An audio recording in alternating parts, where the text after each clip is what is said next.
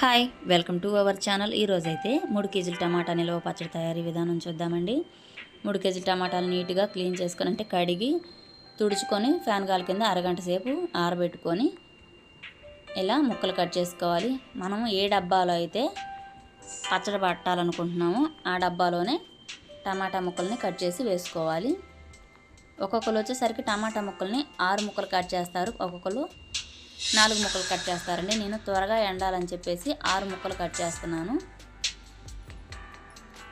టమాటా ముక్కలన్నిటిని cut చేసి డబ్బాలో వేసుకొని 3/4 కేజీ వరకు రాళ్ళు ఉప్పు తీసుకుంటున్నాను. నేను ఇక్కడ మెజర్మెంట్లో వచ్చేసరికి 750 గ్రాములండి. 3 అరసోళ్ళు అని కూడా అంటారు.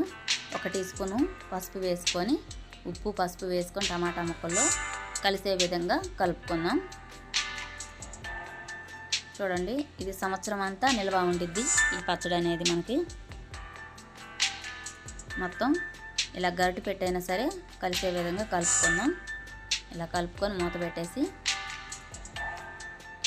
రెండో రోజు చూస్తున్నాం. చూడండి, ఇలా వాటర్ని ఎలా వచ్చేసాయో టమాటా ముక్కల్లో నుంచి. ఇవి మొత్తం 2 రోజులు ఊరబెట్టాలండి.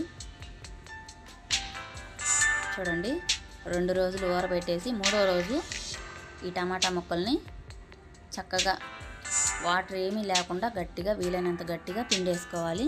టమాటా ముక్కలన్నిటినీ మొత్తం అలానే పిండుకొని ఒక బేసిన్లోకి వేసుకొని ఈ మూత పెట్టేసి పక్కన పెట్టేసుకొని వీటన్నిటినీ ఎండబెట్టుకోవాలి. ఈ ముక్కలన్నిటినీ టమాటా ముక్కలన్నిటినీ పిండుకొని ఒక చీర మీద కానీ లేదా ఇలా కవర్ మీద కానీ అన్నిటినీ ఎండబెట్టుకోవాలి. చూడండి, ఇక్కడ చూపించిన విధంగా నేను టమాటా ముక్కలు ఎండబెట్టేసి ఇప్పుడు 3 కేజీల టమాటా పచ్చడికి 1/2 కేజీ వరకు చింతపండు తీసుకున్నాను. వీటన్నిటిని గింజలు కానీ ఈనెలు కానీ ఏమీ లేకుండా చూసుకోవాలి. కొంతమంది 3/4 కేజీ తీసుకుంటారండి. నేను 1/2 కేజీ తీసుకున్నాను. నాకు మరీ పుల్లగా ఉంటే నచ్చదు, అందుకని చెప్పి 1/2 కేజీ తీసుకుంటున్నాను. చూడండి, ఈ చింతపండు అంతా ఈ టమాటా ముక్కలు తీసిన వాటర్లోకి వేసుకుంటున్నాను. చింతపండుని టమాటా ముక్కలు తీసిన వెంటనే అయినా ఊరబెట్టుకోవచ్చు అండి, మరుసటి రోజైనా ఊరబెట్టుకోవచ్చు, మన ఇష్టం అది. నేను వెంటనే అయితే ఊరబెట్టేసేస్తున్నాను, అంటే నానబెడుతున్నాను. చింతపండు పులుసులో టమాటా పులుసులో చింతపండుని నానబెట్టాను. చూడండి, ఒకరోజు ఎండబెట్టిన ముక్కలు ఇవి.